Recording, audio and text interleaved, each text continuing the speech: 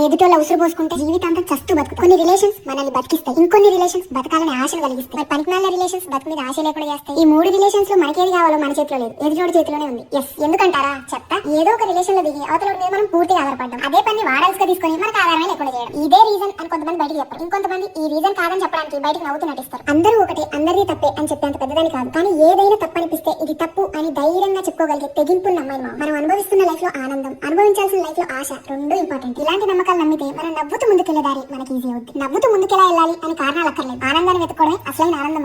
ఎక్కువ థింక్ చేయకండి my dear love. బలంగా కొట్టే బుద్ధి అవతలడుకున్నప్పుడు దాన్ని అంతకంటే బలంగా తీసుకుని తిరిగి బుద్ధి చెప్పే బలం, తెగింపు మనకుందని గట్టిగా గుర్తు చేసుకోవాలి, చెయ్యాలి కూడా. మనల్ని మనం అస్సలు నిర్లక్ష్యం చేయొద్దు. గట్టిగా ఆలోచిస్తే నిర్లక్ష్యంలోని లక్ష్యం ఉంది, మన నిదానంలోనే మనకు కావాల్సిన సమాధానం ఉంది, మన భవిష్యత్తు మన ఆలోచనలోనే ఉంది, అంటే మన చేతుల్లోనే ఉంది. గెలుపును పట్టుకోవడం కాదు, తట్టుకోవడం తెలియాలి అంతే. ఎక్కువ చెప్తున్నట్టు అనిపిస్తుందా? నా ఈ కొటేషన్లు మీ కోరికలు తీర్చకపోవచ్చు, ఓకే, కానీ మీకున్న స్ట్రెస్ తగ్గించి